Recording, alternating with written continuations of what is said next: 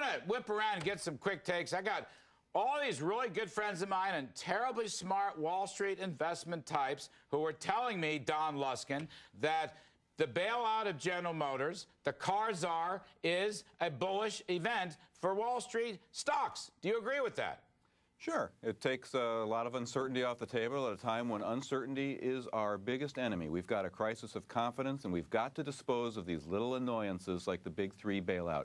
Larry, I know it stinks to bail out these companies. I hate it. But you know what? The kind of money involved, that's rounding error in a typical farm bill. Let's get it done and move on and get out of this recession. Can I put your name in for car czar? Absolutely not. If nominated, I will not serve. Peter, besides this little three, GM whatever vote, you're going to have a vote to expand the TARP, the next $350 billion of TARP money, which I fear will be used to bail out every candy store on every corner of America, Don. Does Peter Schiff have a point that the GM bailout is actually bad for stocks? Well, look, the GM bailout is bad for capitalism. But as a pragmatic matter, living through the next couple weeks or months, it's just not bad for stocks. It's good for stocks. We cannot stand that shock. Having this bailout fail would be a big shock, and I think Peter knows that. But Peter and I agree that in terms of the long-term economics and incentive effects and what this does to free market capitalism and the intervention of government and business, in that sense, it's bad. As to TARP, excuse me, Peter, this is my turn.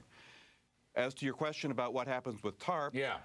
I agree with you, Larry. I think enough is enough. I think at this point the capital infusions by the Treasury have worked. The remaining 350 is just going to be a honeypot that's going to attract ants, and we've got enough ants in this kitchen. It's time to close that one off and move on and just get out of this recession the old-fashioned way. So we could, Don, TARP the TARP. We could say enough already on the TARP. You know, we've got $15.5 billion left in the original $350 billion allocation. That's enough to do another 2/3 of a Citibank rescue if we need. So it's not like we've run out. Let's just TARP the TARP and move on.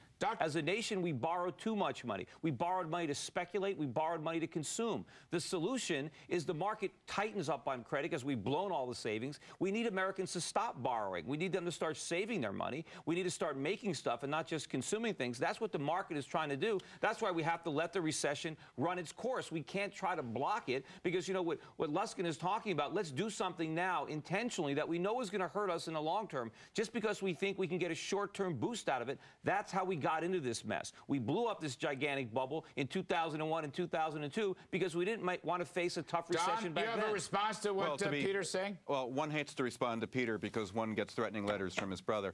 But I will say that I didn't say we should bail out the little three in order to get a short-term boost. I said nothing of the kind. I said that we need to do it to avert a short-term catastrophe. This market, this economy, investor psychology on a global basis has taken enough pain. We're getting to a knockout point where another dose of pain and this whole thing shuts down and doesn't open up again. That's just not worth taking the risk on some kind of moral hazard principle. Peter, we tried that through a series of wipeouts with Bear Stearns and AIG and Lehman and Merrill and all the rest. We were way beyond moral hazard, boys. But we're in survival mode. We bailed them all out and losing automobile jobs for years. I mean, it's a fraction of what it used to be. And I think the only way to get more auto jobs is to have vibrant automobile companies that manufacture and produce at a profit. We're never going to get that if we subsidize them. The question is, if you let these three companies go bankrupt, are you going to have a sudden, catastrophic downdraft in jobs that have been an orderly unwind for many years, to be sure? But can we stand another catastrophic hit to the stomach here? What we can't stand is all this government. We can't stand all this inflation, all this money creation, all this government interference in the market. Look, we're going to have to lose a lot of jobs. What inflation? Oil's down from 147 to 45. Inflation? Where's inflation? CPI has been negative for the last 3 months. What inflation? Peter, what inflation? Let me finish my point. Look at the money supply. Look what's happening to prices. What inflation? Don, I don't want to talk about that now. I want to finish my point. You're the one who mentioned it. No, I want to finish my point that we're... Don Luskin, take a look at today's trading. Energy and commodities up 4 or 5%. Metals and mining up 9.5%. Is there a commodity play going on here? I think there is. In fact, I think the best investment strategy right now is just to look at everything that did the worst in the catastrophe that ended on November 20th and just do that. Just rank order them. Pick the worst. Financials. The second worst. Materials. You know the roll of honor. Pick the ones that did the worst and buy them. Because whether this is merely a bear market rally or the beginning of a new bull market, it doesn't matter. We can make that decision in a couple weeks or a couple months.